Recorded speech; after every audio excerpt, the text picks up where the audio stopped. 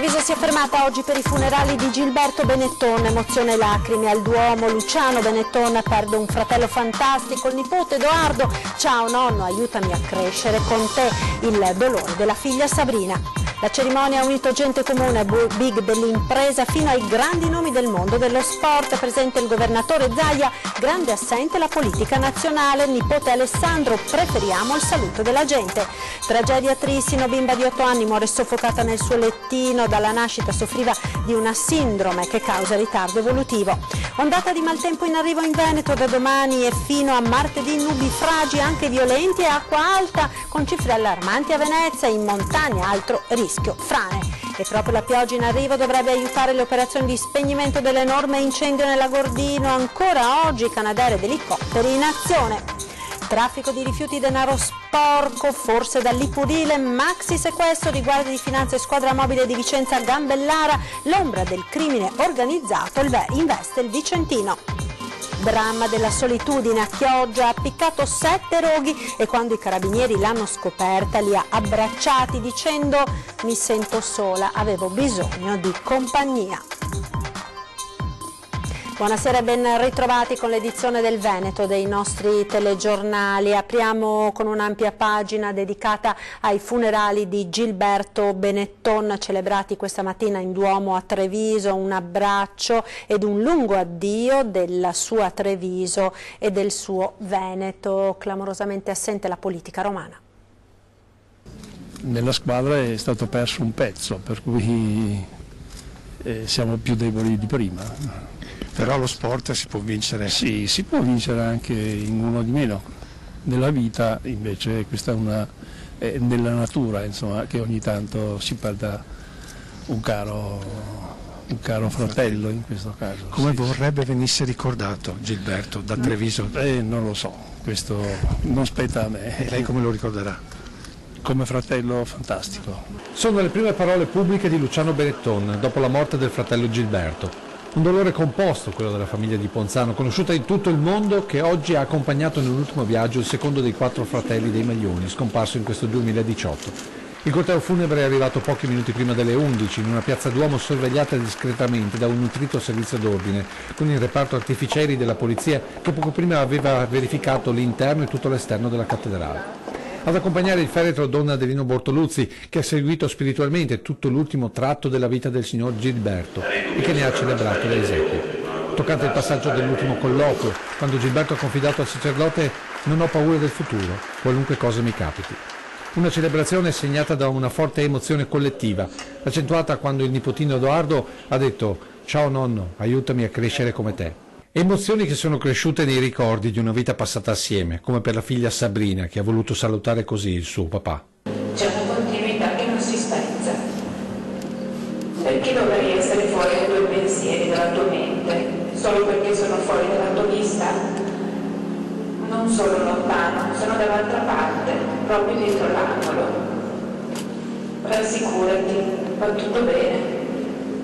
Ritroverai il cuore e ritroverai la tenerezza purificata. Asciuga le tue lacrime e non piangere se mi ami. Il tuo sorriso è la mia pace. Una città e la grande comunità dal Garda al Tagliamento si sono strette attorno a questa famiglia simbolo dell'imprenditoria e del saper fare veneto. Una regione rappresentata dal suo governatore Luca Zaia, mentre si è rivelata clamorosamente assente la politica nazionale. E a questa, sferzante è stata la considerazione di uno dei volti della nuova generazione della dinastia di Ponzano, Alessandro Benetton. In questo saluto è mancata la politica nazionale, però? Beh, insomma, io penso che è giusto che ognuno faccia quello che si sente. Avete visto anche voi pochi momenti fa è arrivata una signora a farmi le condoglianze in nome delle persone comuni e questa cosa fa piacere. Quelle? Preferiamo quelle, insomma, quelle sono bene accolte. Ed in Duomo questa mattina per i funerali di Gilberto Benetton, personaggi della finanza internazionale e gente comune, poi i suoi ragazzi del basket e della pallavolo che hanno portato in chiesa la bara. I manager dei principali gruppi italiani e la gente comune, i rappresentanti dell'alta finanza e il negoziante, il vicino di casa e il ristoratore, si sono mischiati nomi altisonanti e volti anonimi sul sagrato del Duomo per l'addio a Gilberto Benetton. Marco Tronchetti Provera, Flavio Briatore, Francesco Gaetano Caltagirone, Giuseppe De Longhi, Mario Moretti Polegato, Enrico Marchi, Remo Mosole, Carlo Archiutti, c'è Oliviero Toscani, c'è Florentino Perez, a capo del gruppo spagnolo socio di Atlantia, più conosciuto come presidente del Real Madrid. Ci sono i grandi ex della Benetton Basket e della Sisley Volley, quelli rimasti più legati a Treviso. Sono loro, tra gli applausi della piazza, a portare in chiesa la bara del signor Gilberto. Ma la porto io, la porta Riccardo Pittis, la porta Massimo Jacopini, c'è Lolo Bernardi, c'è Papi, c'è Mordente, un po' di cariatidi, di gente che ha vissuto un sogno grazie a lui, perché giocare a basket per noi era un sogno. Lui ce l'ha permesso in un contesto meraviglioso come Treviso, ci ha fatto vincere, ci ha fatto diventare uomini, ed è un minimo gesto di gratitudine nei suoi confronti. Non era cambiato nonostante siano passati tanti anni, l'affetto è sempre rimasto presente anche, ripeto, a distanza di anni, quasi di generazioni. La Treviso del pranzo da Alfredo, della pizza da asporto, della passeggiata in centro, la Treviso del Gilberto Benetton cittadino normale lo saluta con affetto sincero. Gilberto è stato un uomo che ha dato tanto per Treviso, soprattutto a livello di sport. Mi ricordo i bei momenti passati con la Benetton Basket, sono stati dei momenti bellissimi che tutti i trevigiani ricorderanno con piacere. Ha dato l'opportunità, creando strutture, di avvicinare molti ragazzi allo sport, ha fatto conoscere sport meno blasonati rispetto al calcio. Era una persona che dal nulla è riuscito con le sue capacità a emergere. La sua Treviso, che sembra distante anni luce dalle polemiche, dal linciaggio senza precedenti, come lo definisce Flavio Briatore, seguito al crollo di Ponte Moranti. L'hanno fatto mancare con delle sciocchezze che hanno detto, non perché era conosciuto, ma era sconosciuto, conosciuto dai trevigiani.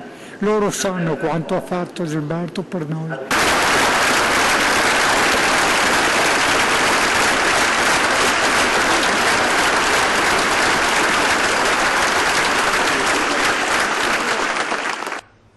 Con la cronaca ora ci spostiamo a Trissino, nel Vicentino, dove nella notte è morta una bimba che soffriva di una rara sindrome, aveva 8 anni. Trissino, tragedia nella notte. Una bambina di 8 anni è morta nel suo letto. Sin dalla nascita soffriva di una sindrome che causa ritardo evolutivo. Ieri sera è andata a dormire, ma probabilmente a causa del reflusso, che è uno dei sintomi della malattia rara che l'aveva colpita, è rimasta soffocata. Questa mattina la mamma ha provato a svegliarla, ma si è accorta che non respirava. Inutilmente sono intervenuti i medici del SUEM che hanno provato a rianimare la piccola, per poi constatarne il decesso. Ed ora l'incendio nella Gordino a Taibone, è arrivata oggi anche il sottosegretario all'ambiente Vania Gava. Intanto è stata un'altra giornata di grande lavoro per le squadre impegnate nello spegnimento del rogo, e dall'emergenza fuoco presto si potrebbe passare all'emergenza acqua, perché da domani a lunedì sono attese precipitazioni molto abbondanti, con la prima allerta rossa in Veneto del 2018. Rogo nella valle di San Lucano a Taibone Gordino, un'altra giornata difficile per le operazioni di spegnimento del più vasto rogo boschivo degli ultimi 30 anni in Veneto, 10 km quadrati di bosco distrutti con un enorme danno ambientale. Questa mattina le nuvole erano molto basse, quindi avevamo difficoltà a far volare sia il Canadair che anche l'elicottero Ericsson, quello grosso che avevamo fatto arrivare ieri dal Dipartimento Nazionale della Protezione Civile, e quindi abbiamo dovuto operare solo con gli elicotteri 3 della regione più quello dei Vigili del Fuoco, quelli più piccoli. Nel pomeriggio la situazione è migliorata e l'elicottero Ericsson si è potuto alzare in volo, contribuendo in modo determinante alla circoscrizione e all'estinzione del rogo. Resta valida l'ordinanza che chiude l'accesso alla valle, ha detto il sindaco di Taibone Silvia Tormen, compresa la parte che ha portato ad evacuare alcune abitazioni. Per gli sfollati, una quindicina di persone, sono state previste previste 2 finestre temporarie al giorno per raggiungere le proprie abitazioni e prendere il necessario. A ora intanto è attesa la pioggia che, se da un lato contribuirà allo spegnimento dei focolai ancora attivi, dall'altro potrà causare altri problemi di tipo idraulico ed idrogeologico. Preoccupanti le notizie che arrivano dai bollettini meteo regionali che prevedono precipitazioni molto abbondanti. Il bollettino meteo emesso oggi individua in codice rosso, quindi siamo in allerta rossa, zone di provincia di Belluno, a parte alta provincia di Treviso. La parte alta provincia di Vicenza e il Veneto orientale sono in codice arancione, quindi preallerta, e poi il resto è in stato di attenzione. In arrivo dunque un'ondata di maltempo con piogge molto forti e acqua alta a Venezia. Sentiamo il nostro esperto. Dopo quasi 2 mesi di sole è in arrivo una forte perturbazione atlantica che porterà abbondante pioggia sul Veneto. Ci aspettiamo una fase di maltempo che durerà non solo sabato e domenica, ma proseguirà anche con l'inizio della prossima settimana. Le precipitazioni risulteranno abbondanti o molto abbondanti, soprattutto sulle pianure centro-settentrionali del Veneto e in particolar modo sui settori alpini e prealpini. La giornata di lunedì sarà la peggiore sotto il punto di vista delle precipitazioni, poi tutta la regione sarà sotto piogge temporali e ancora nubifragi, con conseguenti possibili frane e smottamenti sui settori alpini e prealpini. Marea sostenuta a Venezia per i forti venti di scirocco, con l'acqua alta che potrebbe arrivare a livelli eccezionali fino ai 165 centimetri tra lunedì e martedì. E martedì tornerà il sole, almeno in pianura, ma la tregua durerà poco, con una nuova perturbazione che porterà ancora pioggia sul ponte di Ognissanti. Anomale anche le temperature. A causa dei venti più caldi sciroccali, i valori notturni avranno un aumento termico anche di 8-10 gradi e quindi farà abbastanza caldo, con valori attorno ai 15-17 gradi. La cosa interessante è che anche di giorno i valori saranno più o meno simili. E torniamo a parlare di autonomia del Veneto, autonomia entro l'anno. A ribadire che il percorso non verrà ulteriormente rallentato è stato il segretario federale della Lega, vice premier Matteo Salvini. Ieri a Verona per Fiera Cavalli io avevo espresso il desiderio, ho continuato, che entro l'autunno venissero incardinati in Consiglio dei Ministri processi di autonomia. A rincarare la dose il ministro dell'Agricoltura Centinaio: fosse per me i veneti l'autonomia ce l'avrebbero già, ha detto. Fondamentalmente stanno frenando un po' gli uffici perché la burocrazia ha i suoi tempi più lenti rispetto alle scelte politiche, ma non ho sentito nessun collega ministro, ha concluso, che abbia intenzione di frenare questo processo.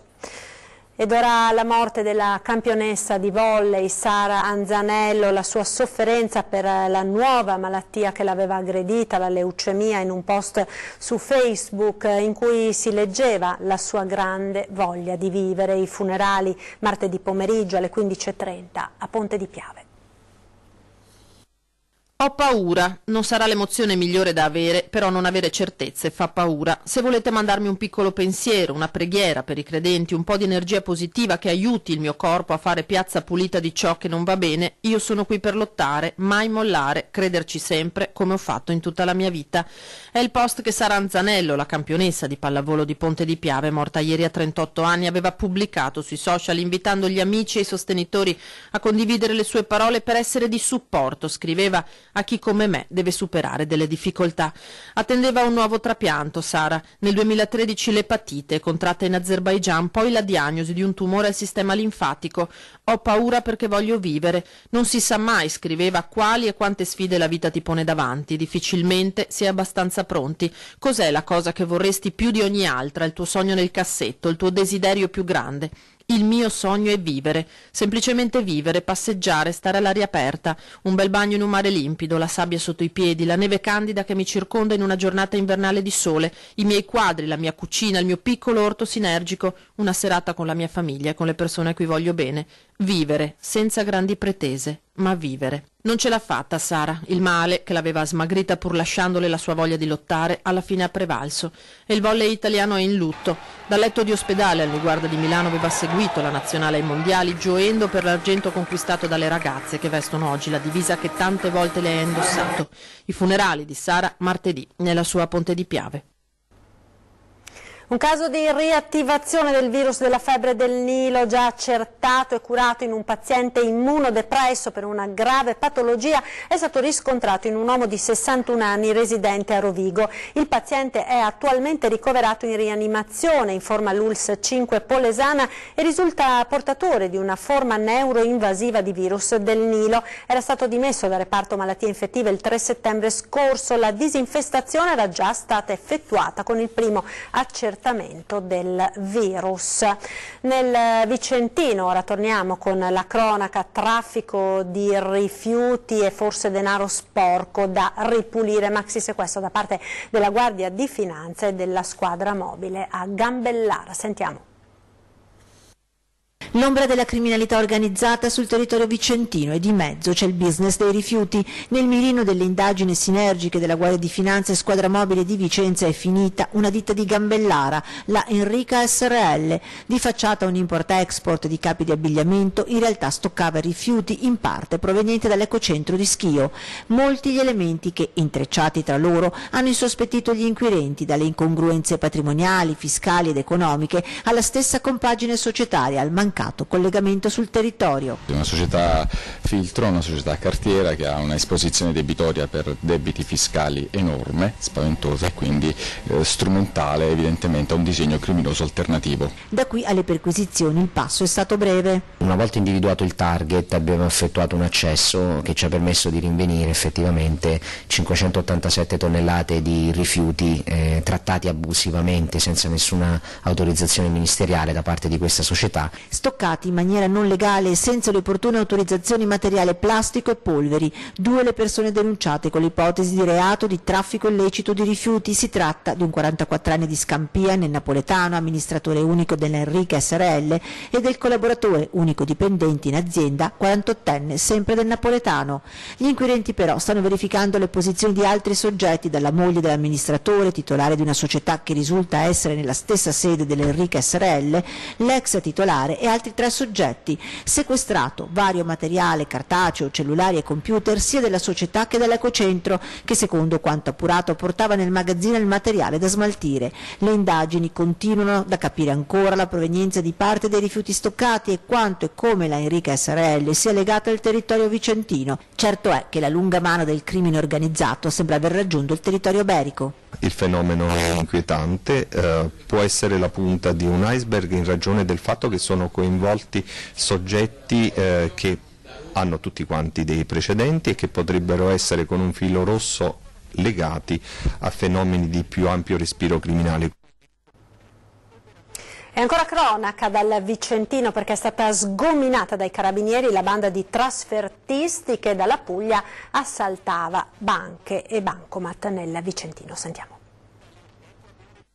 Dalla Puglia al Vicentino, via strada Adriatica per assaltare i bancomat. I carabinieri hanno messo fine al pendolarismo criminale di 6 trasfertisti che a gennaio avevano messo a segno 2 colpi ad altrettanti sportelli bancari, il primo ad Arzignano non riuscito, il secondo ad Altavilla dove il bottino è stato di circa 10.000 euro. A interrompere le loro, diciamo così, visite in terra berica è stato l'ultimo tentativo del 24 marzo, finito ad Altavilla con un conflitto a fuoco con i militari e un trasfertista ferito, Michele Liberti.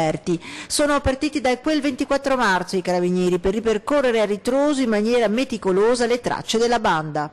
Anche attraverso l'analisi dei video che varie telecamere avevano captato e con però sempre la regia, diciamo, fondamentale del fiuto investigativo.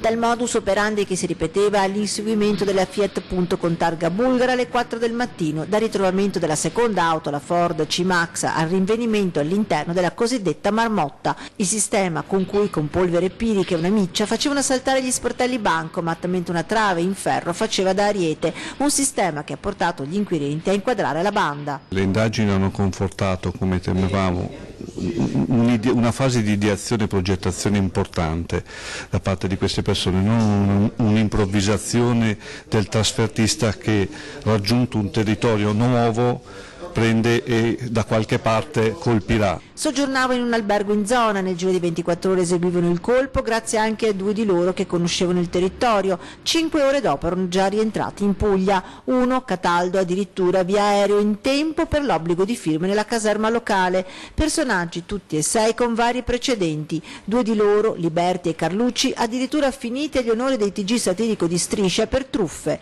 Ora sono tutti in carcere, 2 a Lanciano e Pescara, gli altri a Foggia.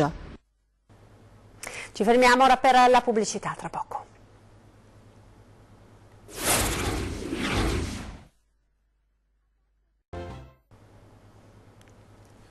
Eccoci nuovamente in diretta con l'edizione del Veneto dei nostri telegiornali. Dramma della solitudine a Chioggia, ha appiccato ben 7 roghi e quando i carabinieri l'hanno scoperta li ha abbracciati dicendo: mi sento sola, avevo bisogno di compagnia. Sentiamo.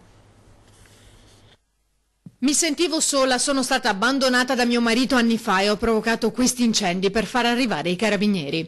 Si è giustificata così una 55enne residente a Cavarzere in località Rottanova col figlio dopo aver appiccato per mesi il fuoco a casa della vicina. Quando ha visto i militari li ha abbracciati. Si è gettata addosso ai militari, più che chiesto lo ha fatto fisicamente, si è gettata addosso ai militari, l'ha abbracciati, conosceva personalmente il comandante della stazione, gli altri militari del reparto, perché tra l'altro li aveva visti nei giorni precedenti, nei mesi precedenti, effettuare i vari sopralluoghi, magari quando aveva avuto bisogno, per altre piccole circostanze che succedono insomma in un piccolo paese come Cavarzere, insomma aveva avuto bisogno e li conosceva personalmente, li ha abbracciati, ha chiesto aiuto e sicuramente la signora da noi sarà aiutata. Auto d'epoca, un carretto con legna, una botte per il vino, un portone e una finestra. L'ultimo episodio la scorsa notte, quando ad essere presa di mira è stata una cisterna di gasolio. Questa volta però i carabinieri hanno colto la donna sul fatto. Ha subito ammesso l'addebito, ha dichiarato insomma di essere responsabile anche delle altre condotte, consegnando i fiammiferi, la diavolina e quant'altro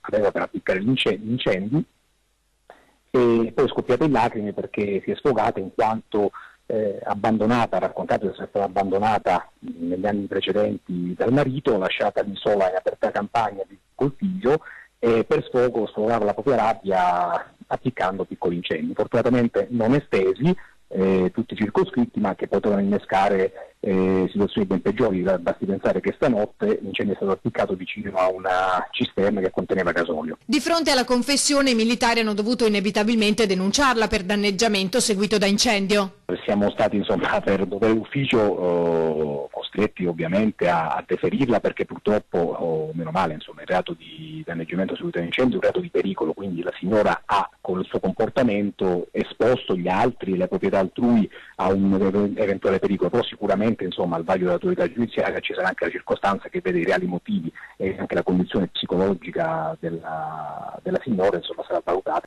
La signora infatti ha dichiarato di essere fortemente depressa per la solitudine. Nessun rancore verso la vicina, ma semplicemente quello era l'unico spazio dove poter, a suo dire, appiccare gli incendi.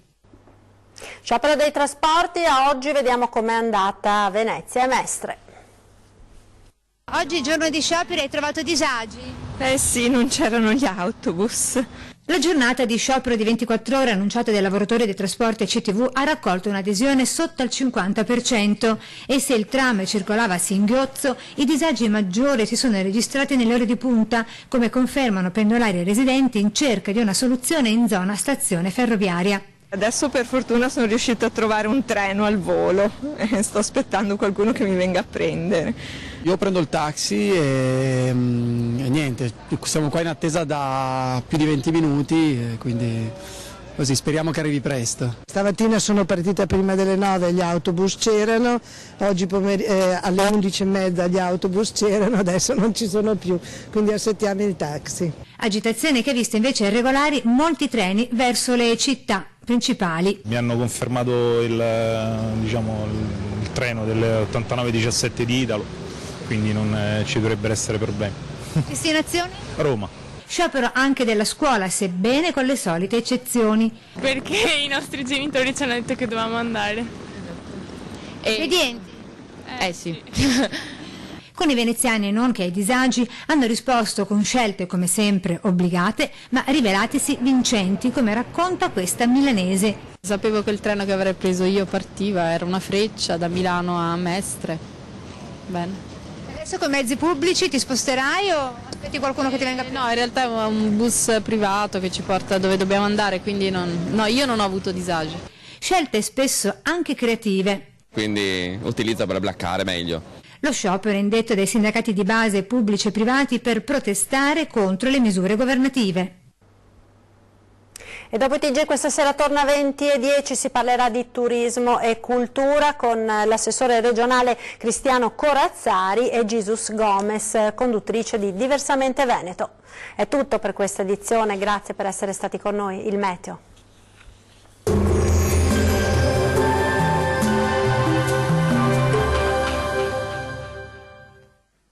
Ben ritrovati al meteo. Perturbazione atlantica sulle nostre regioni con rischio di fenomeni anche violenti. Nel dettaglio sul Veneto sin dal mattino il cielo sarà molto nuvoloso con condizioni piuttosto instabili. Rovesci e temporali infatti saranno possibili un po' ovunque, localmente anche forti. Non si escludono dei locali nubifragi, specie sui settori alpini. Temperature minime tra 12 e 16 gradi. Valori massimi oscillanti invece tra 14 e 18 gradi circa. Diamo ora uno sguardo al Friuli Venezia Giulia. Situazione molto simile, con precipitazioni temporalesche diffuse su tutte le province, anche di forte intensità. Non sono da escludere dei fenomeni violenti e sarà piuttosto elevato il rischio alluvionale. Temperature in lieve calo con minime tra 14 e 17 gradi. Valori massimi compresi invece tra 16 e 20 gradi. Vediamo infine la situazione del Trentino Alto Adige. Non cambia di molto la previsione, il maltempo infatti riguarderà anche la nostra regione con piogge diffuse su tutti i settori e localmente anche molto intense, con pericolo per dei nubifragi, specie durante le ore serali e notturne. Temperature minime tra 14 e 15 gradi. Valori massimi invece intorno ai 17 gradi. Dal meteo di Antenna 3 per ora è tutto. Arrivederci al prossimo aggiornamento.